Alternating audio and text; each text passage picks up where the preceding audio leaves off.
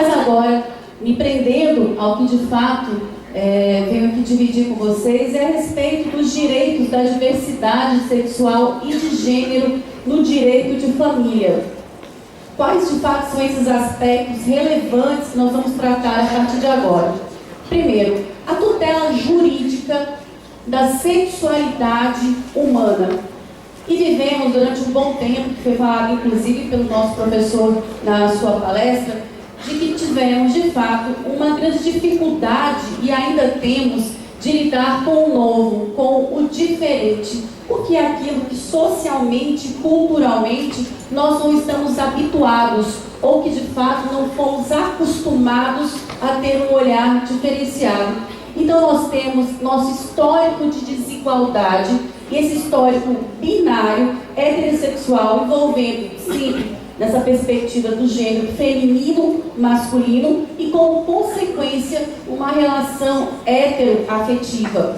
Mas essa perspectiva, ela vem mudando, sim, até porque esse padrão de comportamento sexual, socialmente imposto, se a gente fizer um pouquinho uma analogia, e aí eu lembro aqui Machado de Assis, no livro Alienista, ele tem uma frase brilhante que diz o seguinte: a razão é o perfeito equilíbrio de todas as faculdades. Fora daí, insânia, insânia, insânia. A respeito do comportamento psicológico adequado. E esse comportamento psicológico adequado, será que nessa perspectiva do comportamento sexual adequado, tido como normal, aspas, nós não podemos colocar ali nessa perspectiva insânia, insânia, insânia, só insânia? Nós não tivemos e ainda temos algumas perspectivas relacionadas ao que seria ilícito, ilícito e só ilícito. Esse comportamento sexualmente falando, aprovado pela sociedade, beirou para nós, o ordenamento jurídico, muitas vezes uma ilicitude, e que beirava, de certa forma, a insânia exatamente porque aquilo que não está no nosso padrão cultural e social aprovado é automaticamente reprovado, tanto por nós quanto por todos os outros que convivemos entre nós. E aqui eu trouxe duas jurisprudências que mostram, de fato, essas desigualdades de pensamento que nós vivíamos. A primeira, eu quero só falar para vocês essa parte sublinhada, que vejam só, a anulação de um casamento, exatamente porque foi comprovada plenamente a qualidade de estado de saúde e de anormalidade ou transtorno de personalidade, por ser o requerido um uranista, evidenciado o conhecimento desorado de tal situação, a consequência necessária e a insuportabilidade da vida em comum dentro de contextos pessoais. Vejam só, no ano de 82, muitos aqui eram nascidos, vivemos isso, nessa perspectiva da anulação do casamento, exatamente por um erro essencial com relação à pessoa, do cônjuge, porque vivia uma relação e se descobriu durante o casamento gostar de uma pessoa do seu mesmo sexo. Outro exemplo aqui também de erro essencial, que foi demonstrar a má fama do réu. A má fama do réu, inclusive, vejam só, pela prática homossexual. Esse julgado já é de 85. Então estamos falando de duas decisões anteriores à Constituição Federal e que os casamentos eram de fato anulados exatamente pela questão do erro essencial com relação à pessoa. E aqui, já na década de 1970, nós tivemos no Brasil a primeira cirurgia de mudança de sexo. E vejam só que interessante o que aconteceu aqui. A Valdirene Nogueira, que hoje ainda é viva, com 72 anos de idade, mora no interior de São Paulo, fez a cirurgia em 71 com o Dr. Roberto Farina. E a cirurgia foi tranquila, foi ótima, de fato, ela coloca no depoimento dela que ela somente afirmou o que ela sempre foi. Mas vejam só o que aconteceu. O Ministério Público denunciou o médico cirurgião plástico exatamente por lesão corporal gravíssima. Na primeira instância, ele foi condenado a 2 anos de reclusão e sendo modificada a decisão, exatamente porque o Tribunal de Justiça de São Paulo reconheceu que o médico, nessa perspectiva de dar vida a quem estava vivo sem ser, na verdade, como se sentia ser e gostaria de ser. E peguei um trecho brilhante para a gente continuar acompanhando o quanto nós estamos evoluindo. Não há e nem pode haver com essas operações qualquer mudança de sexo. O que consegue é a criação de eunucos estilizados para melhor aprazimento de suas lastimáveis perversões sexuais e também dos devassos que deles se satisfazem. Tais indivíduos, portanto, não são transformados em mulheres, em si, em verdadeiros monstros.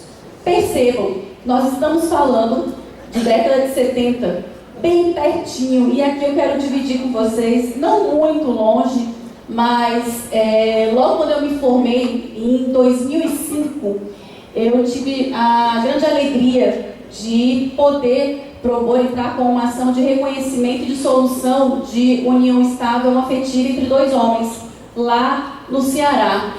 Entrei com a ação entendendo que se tratava de fato de família em 2005 e o juiz da vara de família se julgou incompetente, remeteu para a vara civil, que também se julgou incompetente, e conflito de competência, o TJ do Ceará decidiu que a competência era vara civil. Até aí, tudo bem, dentro do que nós achamos de normalidade, uma perspectiva jurídica de um poder judiciário que ainda não está acostumado com as mudanças dos seres humanos. Mas na época, eu era recém-formada e preciso confessar para vocês aqui um grande segredo. Tenham medo de recém-formados.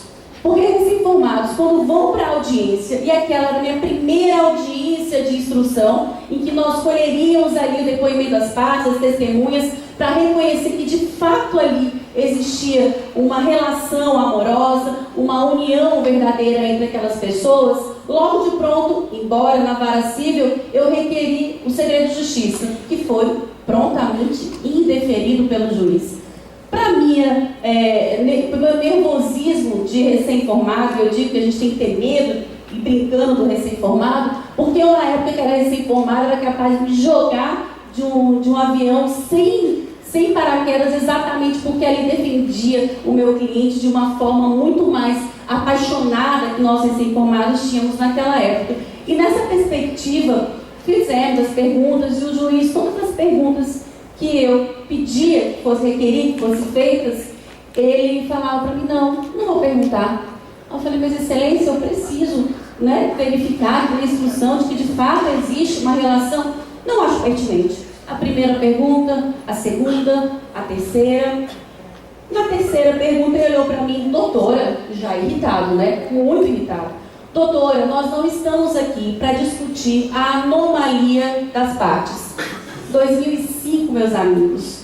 E vejam só, a minha grande felicidade, porque naquele dia o juiz indeferiu o segredo de justiça, e 15 acadêmicos de direito estavam assistindo à audiência. Eu pedi para ele, excelência, por favor, poste aí no termo que o senhor interferiu todas as minhas perguntas e que ainda se tratou das partes de uma forma não condizente com a realidade, estamos aqui falando de anomalia, muito obrigada, das partes.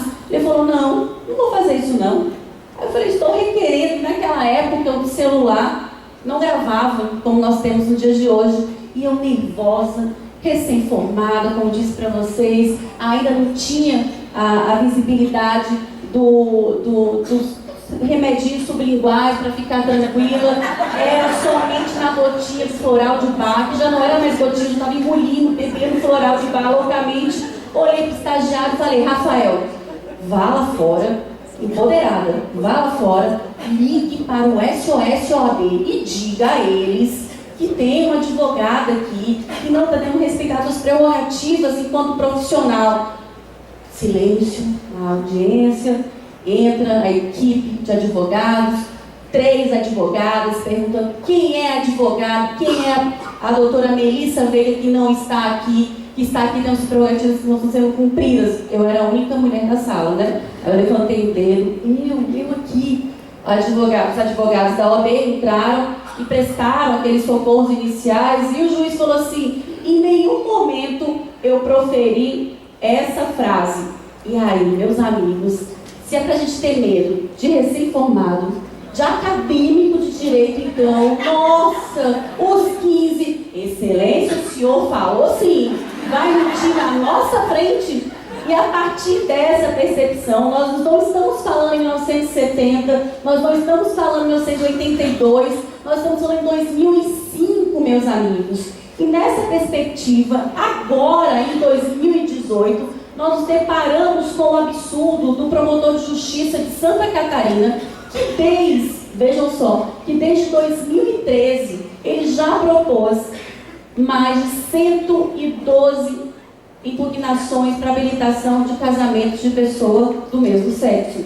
Uma completa via contrária da nossa evolução, exatamente porque em 2011 nós tivemos a ADIM 4277, que de fato reconheceu as entidades como família na perspectiva de uniões dos pares homoafetivos. E qual de fato, então, passa a ser a tutela jurídica do transexual? A tutela jurídica do transexual nós verificamos na ADIM 4275 do Distrito Federal, que de forma clara, e aqui remonto a essa interpretação, que interpretou, conforme o artigo 58 da Lei de Registro Público, a permitida a alteração do nome e do gênero, e vejam só, de forma administrativa no cartório. Então, ou seja, aquele transexual maior capaz se dirige ao cartório, altera o seu nome e o seu prenome, e nessa perspectiva o gênero que ali consta na sua certidão de nascimento, seu registro de nascimento, apenas com uma declaração de adequação de identidade de gênero. E aqui eu chamo a atenção porque li, essa semana que passou, um artigo do professor Mário Delgado, do Conjur, em que ele faz a análise dessa decisão na perspectiva se o transexual tem direito ao arrependimento.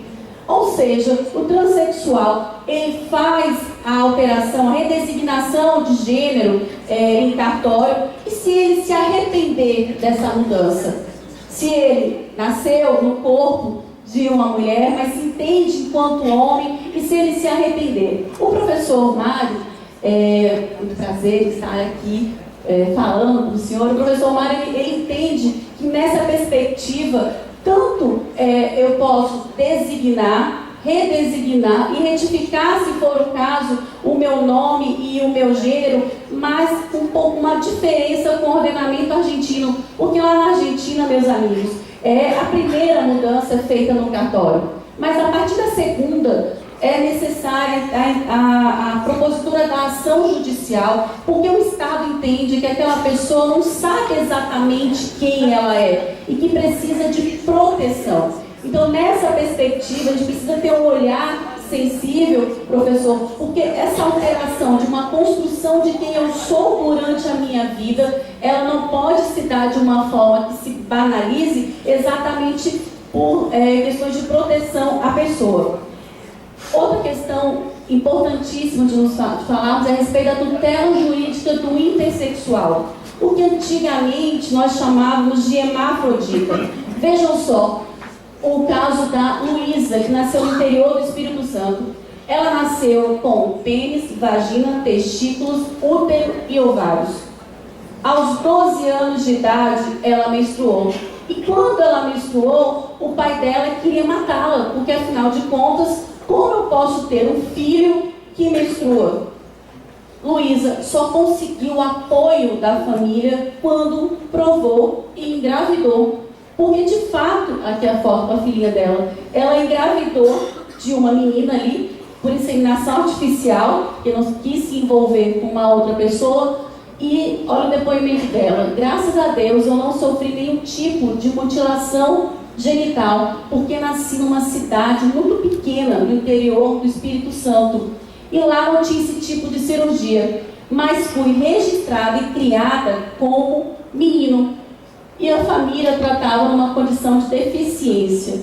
Outra situação é da criança no Acre, que aos 3 anos, que de fato houve a sua designação de gênero de acordo com a realidade de como essa criança passou os 3 anos se sentindo. No nascimento, a mãe foi indagada pelos médicos a respeito da possibilidade de se fazer logo a cirurgia para já de pronto designar qual o gênero daquela criança. A mãe se recusou e falou: olha, vamos esperar para ver como ele vai se comportar. Mas ele foi registrada como ela. E aos 3 anos de idade, já se apresentando e se comportando como menino, a mãe conseguiu alterar na certidão de nascimento o nome do seu filho. Sobre esse aspecto da cirurgia, é importante que se diga que no Chile, bem pouco tempo, essas cirurgias de normalização de bebês intersexuais foram proibidas. No Brasil, nós não temos legislação específica para este tipo de cirurgia. Então, o que nós temos é o Conselho Federal de Medicina, uma resolução que determina que o médico, nessa perspectiva, indague a família a respeito dessa possibilidade de cirurgia ou não na criança. Mas quais são as consequências de uma cirurgia de um intersexual, de um intersex, quando eles operam na infância, mas durante a vida se desenvolve com outro gênero que não aquele que foi operado? E nessa linha de identidade sexual, de identidade de gênero, todos nós podemos pensar na perspectiva de que faz de fato o direito da personalidade de cada humano. E se faz direito da personalidade de cada humano, como é que eu vou, nessa proteção da dignidade da pessoa humana, elencar se há um parâmetro hereditário e hierárquico de manifestação dessa dignidade? Exatamente porque a proteção da dignidade de uma pessoa, ela não pode, de forma alguma, importar no sacrifício da dignidade de outra pessoa. E aí, nesse aspecto, o direito da personalidade, envolvendo todos os entes familiares de uma determinada família, é que eu chamo a atenção dos senhores a respeito dos direitos infanto-juvenis. Primeiro, há possibilidade de indenização em casos de cirurgia do intersexual que, porventura, passe a se desenvolver de um outro gênero e não aquele que foi designado. Há possibilidade de responsabilizar de forma objetiva e demonstrando a culpa, por exemplo, dos pais, quando na negativa de acompanhamento de uma criança já determinada como transexual.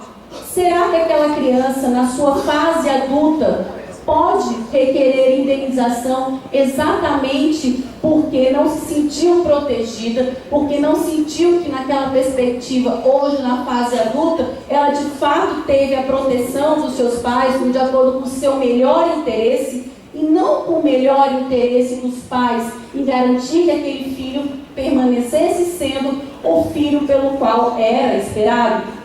Importante falar que essa ação, se aqui passarmos a pensar na possibilidade dessa indenização, há a prescrição de 3 anos a partir do alcance da maioridade por parte daquele que se sentiu lesado.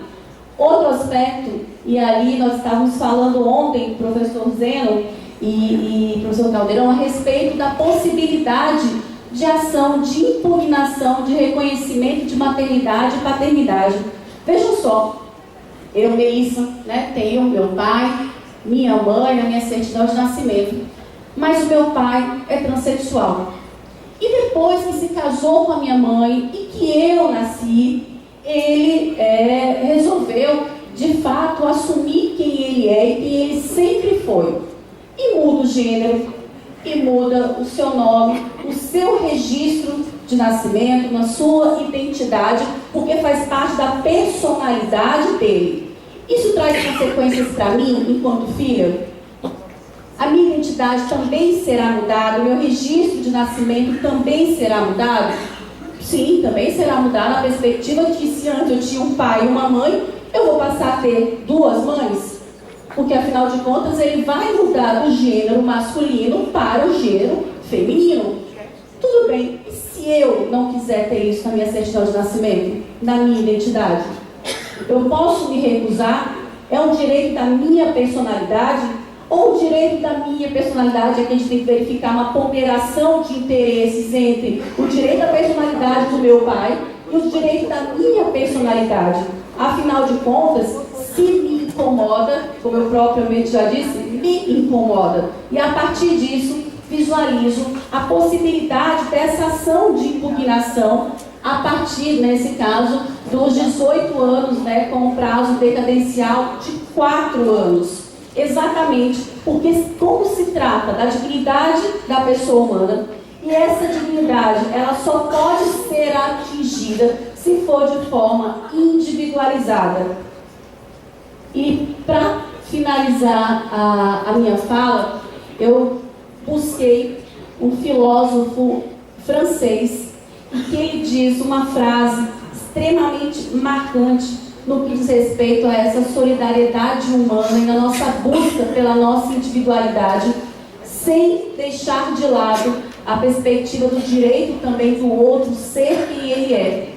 E assim, não existe outra via para a solidariedade humana senão a procura e o respeito da dignidade individual. Obrigada e agora boa noite.